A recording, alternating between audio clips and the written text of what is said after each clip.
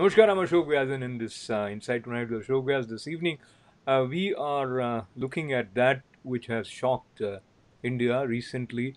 We have had such cases where some celebrities took the extreme step of taking their own lives, and that has caused ripples which have connected with people in adverse way, I would say. Uh, Not referring to lots and lots of cases of the same kind, and particularly in recent times we have seen few cases where like Sushant Singh Rajput, there have been other actors who committed suicide. So there are two theories. One, is there something else? We are not getting there right now. There are some investigations, and what has been clearly established is that Sushant Singh Rajput, a wonderful, talented young actor, he was under depression. We have heard cases about depression from Deepika Padukone also. Uh, how life 360 should be perceived and celebrated. Uh, what we as human beings are gifted with is our innate ability to sustain hope and never give up. How we do that in today's show, we'll learn that from psycho-spiritual counselor Dr. Nitin Saraswat, who joins us from India, and he's offering his free consultancy services to many people, and many seminars also he has organized. I also take the advantage of welcoming someone. She's joining me right here from Manhattan. Mukta Chauhan is a physical therapist and a bright young lady. How she perceives life 360, we'll learn from her. And here is the smiling Ashima. She's joining us from Patiala. She's a singer and an actor. So what else we'll learn about her is that she's sincerely preparing for civil services, and probably we'll see her playing the role of a bureaucrat down the line. But let's open up with Ashima. You, when you heard about uh, the suicide of Sushant Singh Rajput, what went on in your mind?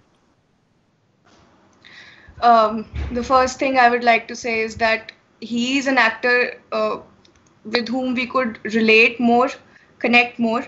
Everybody, I think, could, because after listening to his story, we came to know that he comes from a small town. First of all, then he went through his education and he cleared all his entrances. That I knew in the first place when he was shooting for MS Dhoni.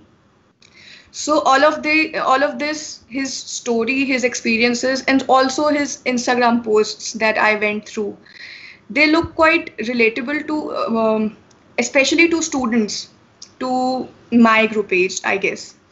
And one very natural but vague thought that comes to the mind, I'll just honestly share it. That is that, of course, I rubbished it later on, but I for once thought that he was doing such good films and he was doing so good in his career. I thought I was comparing myself with him unintentionally. It happens. You don't even know that it happens. I was comparing myself with him, and I thought that his career is going really well. From soap opera he went to Bollywood and he was doing so well. His film is has released. It was so good. Why he What was missing in his life, I thought for once. And for once I really thought to myself that, okay, is my life, it's that worth it? uh, Maybe I started comparing for once unintentionally, and then I came back to it that, okay, everybody has their own struggles and I know nothing about it. I know nothing of his struggle. So thank Yeah, you, Ashima, that. for being so honest. And actually, it happens that there is a parallel thought pattern which kicks in when we hear about something like this. So, Mukta, same question comes to you with a variation, because you are a physical therapist. You understand how people can come out of pain, and when someone is suffering with pain, they feel that that pain is unbearable, but they don't give up. So talk to us about your understanding with reference to the spirit of not giving up, helping us come back and overcome any challenge. Um, you're absolutely right. There are lots of parallel that I see in my profession when I am working with people's, different physical disabilities, and hearing such news, in the media of someone struggling with mental health. It is very similar, in a very similar way. I see in my clinic people struggling with their physical health as well. And it's very difficult thing to say that physical and mental are kind of like two different aspects of health. They are so intermingling. When I see people in chronic pain, and I take their history, it's very evident that these people are also struggling with a lot of anxiety and depression in their lives. And the way I see it, it's really interesting because they come to me, talking about their physical pain. But if you let them talk a little bit, they kind of open up with you and they talk about the mental challenges they are facing in their lives too. So the most important thing that I have learned in my career or working with these people is just like giving them that support system, or um, like giving them that emotional and mental support as well. And once they open up, their physical pain starts to diminish as well. So there are lots of parallel between the physical and mental issues that I see quite a bit. I appreciate that. I think we, in our subconscious, know the way we feel affects. Sometimes, if you have a backache, it'll resurface or uh, things like that. So, the importance of having mental strength cannot be undermined. When we talk about mental health, it appears a little bit negative, sort of a thing. Sometimes people think that mental health is only for a group of a particular kind of people. But I'm fine, I'm fine. So there is a sense of denial sometimes when we are Yeah. actually feeling Yeah. miserable. We don't want to accept that we are feeling miserable. And I think Nitin ji, as your role of working with people as psycho spiritual counselor, I find it very impressive to say psycho spiritual counselor. So I just say it for the fun of it also. So talk to me about people being in a state of denial. They don't want to accept, and how much damage it causes because you don't accept where you are. Uh, any healing starts with first recognizing that there is a wound. If I don't recognize that there is a wound, how could I do anything to heal it?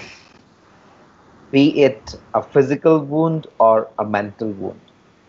It is so surprising when people reach me, and it is so evident, especially in marital counselings, when the couples reach. At first, they're always in denial that there is a problem.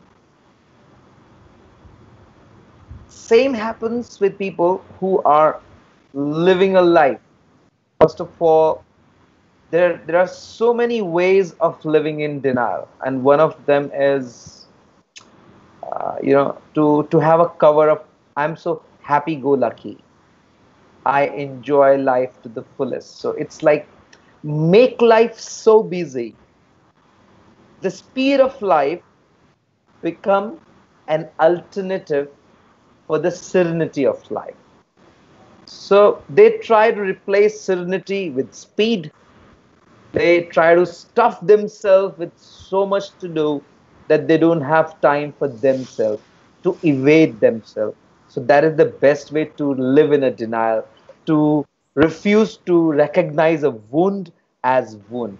So unfortunately, the healing never happens. Okay, so talking about the wound, there is something which is specific to every individual. There is something which we are collectively producing for everyone and giving a kind of written, unwritten image that this is the way you should perceive your life. And that set or model or sort of a prototype of our priorities which we seem to assimilate in our understanding makes a lot of difference. So, Ashima, as you were talking about Sushant Singh Rajput, let us talk about priority of life, and consider yourself also. So at some point Yeah. you want to achieve something, and you feel that if you become, let us say, IAS officer, or maybe managing director of XYZ company, or maybe you make an X number of dollars, and then only you'll be happy. So this Yeah. sort of rigidity in terms of our priorities. So let me put myself in the shoes of the gentleman who is no more with us. Whatever Yeah. might be going on in his mind, there was some shift in his priority might have helped him see beyond the wall that probably stopped him. So talk to me about this, based on Yeah. what you hear from your friends at your age group. Right. First of all, there was a lot of discussion going on with my friends, with my family about this, and a very dangerous question came forward. I didn't know what to say of it. Me being a believer, there was a question from somebody that, why is everybody saying that because of depression, because he didn't want to live, because why is everybody saying that it is sad that he died, that he committed suicide? Why is everybody saying that? Why, if it was his choice to, rid himself from life, if it was his own choice, maybe he saw something better beyond life, maybe he thought that there is something better and he's ready for it, then why is it so that everybody is so panicked and feeling very sad that he chose to end his life? And I could not answer that. It still remains a question, and it's a dangerous question, I know. Okay, so And let me yeah, stop you here. We'll try to deal yeah, with this because it's very important, and we'll come back to you. So let me say something right, about it. See, life is beautiful, life is precious, life is uh, the best gift which we have as human beings. And there is so much to explore, so much to learn, so much to experience as human beings. What happens is, if, as I was talking about the wall earlier, when you stop seeing beyond, you create a sort of a yeah, cage. And then, so as a standard coming from India, uh, the glory of human life cannot be said. It is immense because there is a potential to realize the infinite that is a part of you, and it is only given to human beings. So I won't get into the kind of references of Bhagavad Gita and Upanishads, and where you are reminded of the divinity in you and realization of truth and all that. But even on the mundane level, there is so much to cherish. My personal take is that I have been given this time and I want to just experience it, and I want to just do as much exploration or as much. I mean, I want to just see this life in so many different colors and experience it in different ways, and whatever time I have been given. And there are going to be all different shades of difficulties, or troubles, or all kinds of negative things, but there are positive things as well. So I think it's just, I want to look at life as just an experience, and when my time comes, I will go. You know, I don't know if it's just more a cognitive understanding of life as such, or I am wise enough to act on it, but that's exactly how I want to look at life. That it's an experience, and I just want to live it each day like, okay, it's been given to you, or do whatever you want to do with it. So. Absolutely. I think that that's very, very profound in its simplicity. Let me add one more thing in terms of there is a continuation, but that continuation is going to come to an end in this form. Is true for everyone. Why should we rush to bring that day today? Is one question in the context of what Mukta raised. And then again, Nitinji, as I seek your input, another thing is, you start identifying yourself too much with success or failure. So if you are failure somewhere, and then you think that this is all that I am, it is not an intelligent way of looking at life, because you could be different tomorrow, and even if you are successful, you are not going to stay there for all the time. So there is a continuous movement that is inbuilt in what we call as life. So in the backdrop of what we just discussed, Nitinji, your take on the I, significance of life. Yeah. I was never so eager to speak with the moment I am right now, because there's a beautiful couplet, a शेर from Urdu. रात भर शहर की दीवारों पर गिरती रही ओस. Wow. रात भर शहर की दीवारों पर गिरती रही ओस, और समंदर सूरज को समंदर से फुर्सत नहीं मिली. क्या बात. That's what happens with us. Now, coming to the question that we have been speaking about, because this, what Ashima raised, it is being raised to many youngsters these days to me. So, we have to understand two things very clearly here. One is a logical decision, and second is an emotional impulse. Because an emotional impulse changes 1,000 times within a second or so. True. How come we can take a decision based on something which is ever changing, that is emotion? We are in those who are committing suicide, actually they are looking for the easiest way out, because their thought process gets frozen. They're not thinking. Actually, they're not making decisions. So you can never say he took his life. No, he did not know what to do, as if he was frozen, as if he has no ability to think. He was in a medical condition which was as good as semi coma. The moment you are in that state, you get stuck in a thought, in an impulse, and that impulse makes you do. This is very funny. If you can avoid those 5 minutes, crucial 5 minutes, a person is in a suicidal mode. If you try to kill that person, he will kill you back. He will not get himself killed. It is stupid to say he decided, he chose. He was not in a mental frame to choose anything. He was just madly driven, as if it was a liquor consumed. He was intoxicated by his own negative impulse of emotions. So an intoxicated emotional person cannot take a decision. So it was never a decision. And how can it be a decision? Life is beautiful because it throws challenges at you. When you choose that challenge, you call it adventure. When life gives you a challenge that is not chosen by you, how come you can say, I'm done with it? No. The bigger the challenge, the tougher the you rise.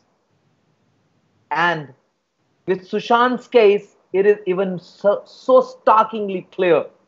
If you thought you are good enough to make a suicide attempt just because you're not beautiful, he was one of the most handsome hunks. If you think you're not successful, so you should commit suicide, he was damn successful. If you think resources are not there, that's why you should commit suicide, he had resources. Evidently, whatever you can think of why people should not commit suicide, he had everything. Yet he just lacked one thing, that was the clarity of thought. And he was just absorbed in that negative emotional impulse, because quite possible he did not train his mind enough. Unfortunately, we train all the muscles in the body, but we never care enough to train these muscles. And that is where we falter. These muscles stop working. And when they stop working, something called impulse takes you over, and you don't take decisions that time. You just get with the flow. You go with the flow. Unfortunately, the negative flow. Very well said, Nitinji. And I think Ashima was paying so much attention that she not only understood what you said, she's also trying to recollect what she was saying earlier. before we took this question from her and ran, because this indeed is a very important question. And Ashima, allow me to add, there is another dimension. Suicide is also illegal.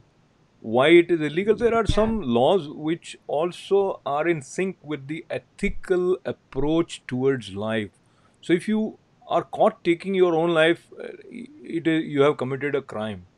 uh, Keep that Yeah. at the back of your mind when you are saying Right, so. right, right. And Right, right. or all lives are interdependent. Human life is precious. That is why during this phase of COVID-19, we as nations decided to accept trillions and trillions of dollars of loss.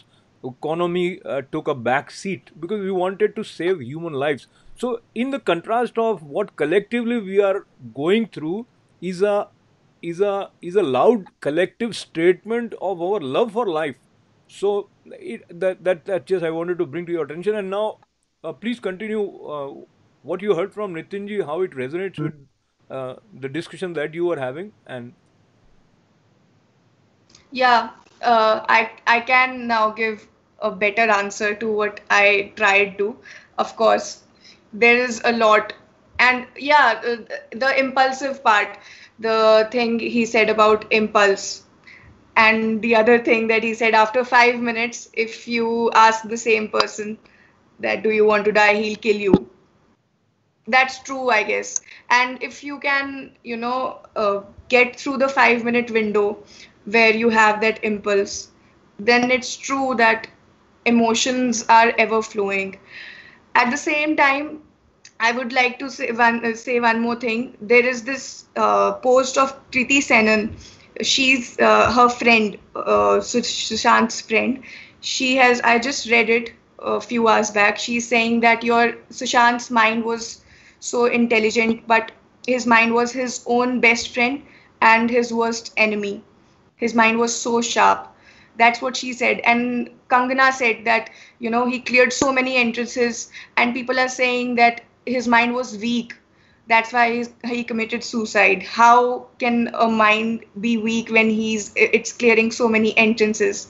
These are the questions that were raised. But at the same time, it's right what Nitin sir said, that we cannot take decisions in impulse and out of emotions, because emotions are ever changing. How But that's what I want to ask him now, that as I mentioned earlier, one of my honest thoughts, that I was thinking that Sushant was having so much, and I do not have so much in my life. I do not have that fame, that money, that I do not have that success in my career. So what's worth for me to live as compared to Sushant? That thought came to my mind. It was an impulsive thought, and I recognized that it's rubbish, and I just came back to my senses. But sometimes you are so much in your head that you cannot recognize your impulse, that you're taking a decision out of an emotion, that you're taking a decision not out of logic but emotion. How to recognize it? Because death is such a mystery, we are so scared of death. Still, if somebody committed such an action, how much was he in his head that he could not recognize that it's an impulse? okay, so before the professor Nitin, Ashima, if one successful XYZ commits this sort of an act, and you start looking that he was so successful and he or she did it, then see, each life is unique and we cannot Yes, compare one true, life to another. So true. whether you are good, beautiful, ugly, rich, poor, you are life, and that there is a Of beauty course. on being alive. And so I think this comparison comes sometimes, but I think Yeah, it is founded not on a solid foundation. So of course. so skipping Mukta, going for your answer to Nitinji, go ahead. So that's why I started my conversation with that couplet that रात भर शहर की दीवारों पर गिरती रही ओस और सूरज को समंदर से फुर्सत नहीं मिली. That's the irony. We can't see the beauty of the sun. We can't feel the breeze in our face. We can't see how beautiful it is to breathe because we are so stuck in the so called cliches of success. So रात भर दीवारों पर गिरती रही ओस. Every moment, there is something, a truth is being revealed to you. Every moment, you have an opportunity to live and explore and see something so beautiful. Even pain is beautiful. We need to create a habit of going inwards. We are living a lot of outward life. So, Nitinji, I'm interrupting you because we are about to wind up this conversation, but let Ashima ask the question. No, I was just adding to what Nitin sir said. I saw an interview in which Sushant is himself saying that, whatever we are teaching the kids today in school, after 20 years, they'll be working with such technology which has not even come yet, which is not even created yet. So rather than, we cannot teach them about this technology now, we should stop it. We should stop taking it for granted. Now we should focus more on socio-emotional development of the kids, trying to teach them how to deal with new situations.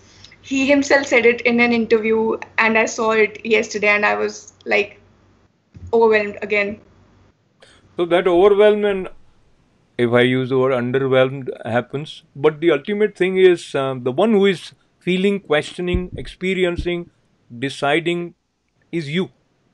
And every person is a universe in himself or herself. So life starts with you as center. And I think that is where just last 30 seconds for Mukta to add on this. Um, I again just Nitinji said about pain and how pain can also give us an opportunity to look inward, and this is exactly what I tell my patients as well.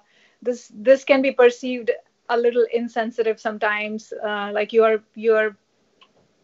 think my pain is a good thing that happened to me. Some people say that, and I always try to explain to them, like, how many times did you pay attention to your body until this pain actually happened to you? And this take this as an opportunity to exactly see how you're living your life and what's causing this pain, instead of like trying to put a band-aid on the pain and just fixing it and moving on with life. And that's again coming from a little bit of a consumer standpoint, like, I don't have any time, fix me so I can go back to work and just start get busy with the technology basically. So it's we really don't have time to look inward these days. There are a lot of stimuli outside that keeps our attention.